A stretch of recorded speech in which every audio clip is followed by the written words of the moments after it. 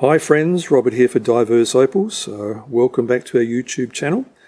Today we actually have another piece from, I did a piece in a previous episode from my friend Murray Willis from Australian Opal Mines, and he's asked me to do one more piece for him.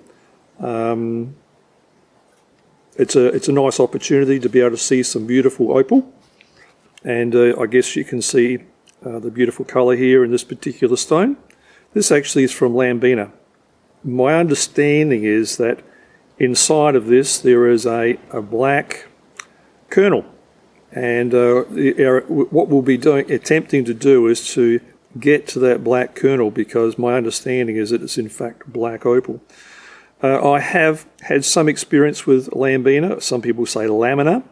I call it Lambina. Lambina opal, and this will just be another opportunity for us to have a look at something a little bit different and to see how much of this we can in fact salvage, and in the process of getting down to that black opal kernel.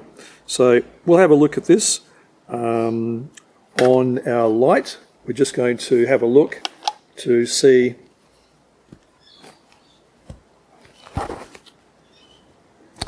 We can see inside the stone that there is a dark centre to it, and we can see the lighter evidences around it. So what we'll be doing is actually shaving away the lighter outer area and trying to reach that centre and see whether or not it does in fact produce the black opal that I've been told exists. So we'll go over to the grinder and see how things pan out. This is an interesting piece of Lambina material. I had thought that to reach this kernel of black opal, or this black section inside, I would just grind it away, but we can see some beautiful colour here, and I thought that perhaps if I'm skillful enough I'd be able to saw it off. So what we'll do is we'll attempt to take this section off here. It's not a parallel piece, it's going to be a bit of a wedge shape, and we'll go on the saw in a minute and we'll see if we can cut this off and expose this little kernel inside without actually just wasting this. So let's have a look at how it turns out on the saw.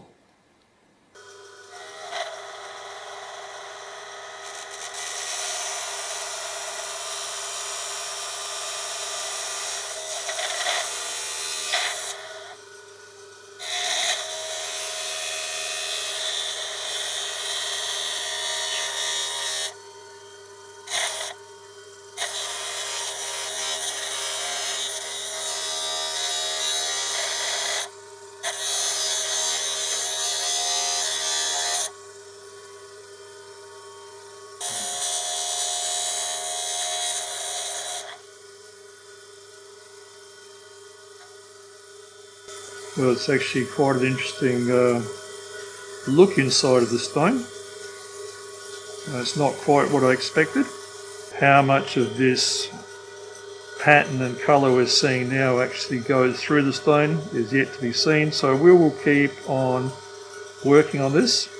Now we've taken a section off of the side. I've cut that off with the saw, and now we've got a clearer impression of this black kernel. We'll continue to strip away sections of the clearer material, hoping to expose this black kernel and see if it is in fact black opal, as has been suggested.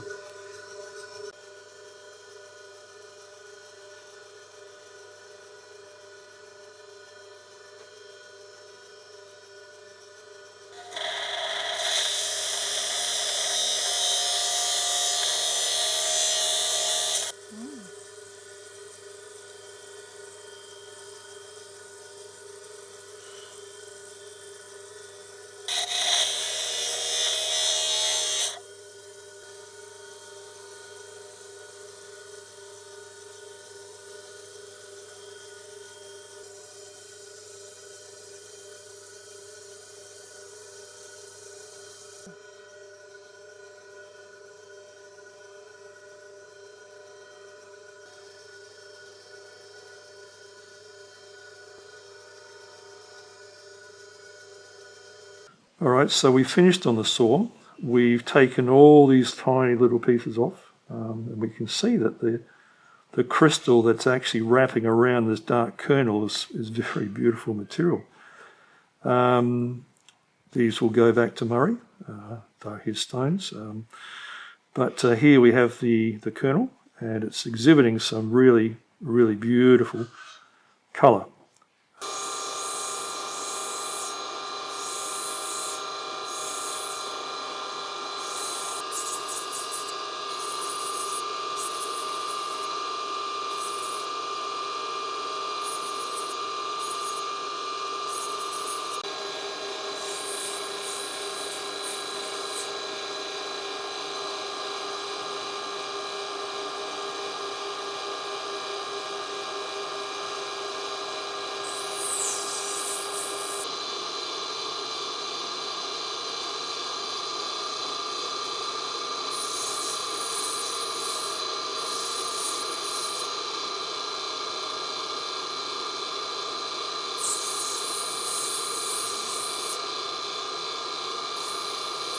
This piece has been quite a revelation to me. I wasn't expecting to find black opal in the middle of the piece that I started out with. In fact, if you could see this piece and compare it with what I showed you at the beginning, you'd say they're two different stones.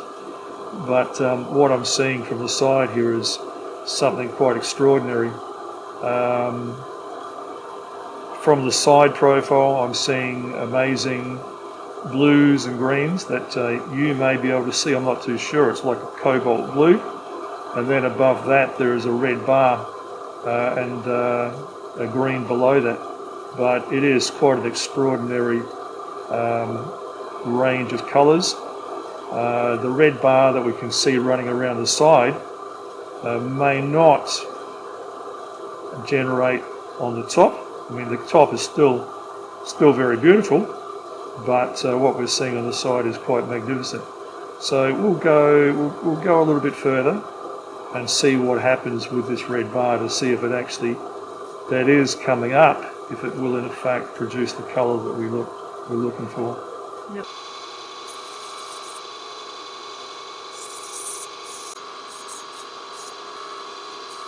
We've finished dopping the stone. I'm cold dopping today. And the next stage that I'll be going through is I'm going to be using soft diamond wheels. I'll be starting at a 140. I'll work my way through a 600, then a 1200, then the final finish. At the present, the shape is lending itself to a teardrop. It's always advisable to try and think about what you can extract from a stone. Of course, if it's quite an unpleasant looking stone or an ugly looking stone, we have to try and do what we can to perhaps make it more attractive, because although colour is important, colour and pattern is important, shape is equally important as well. So we will start out and we'll try and bring this into shape. A little bit has to come off the top. It's a little bit high on one side, and in doing so it may reveal this red bar that is here. The red bar we can see is going up and into the stone, so as we take the side off, it may reveal more.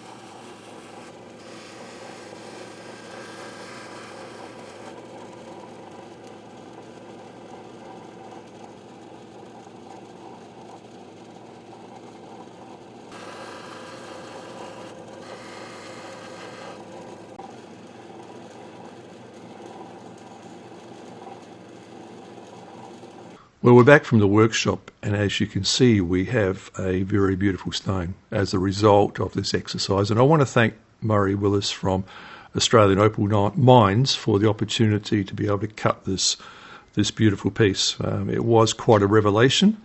What seemed to be purely a crystal opal was in fact hiding something inside that actually had a great deal of beauty there.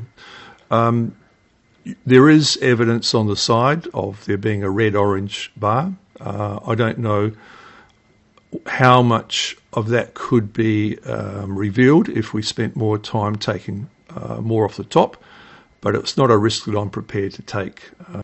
As you can see, we've salvaged a lot of crystal opal from the actual outside of this, which may produce some really lovely doublets if someone's wanting to really make full use of this opal. But yes, this has been quite a revelation for me, and I hope that you've enjoyed this as much as we've enjoyed making it. I'm Robert for Diverse Opals. Thank you for watching.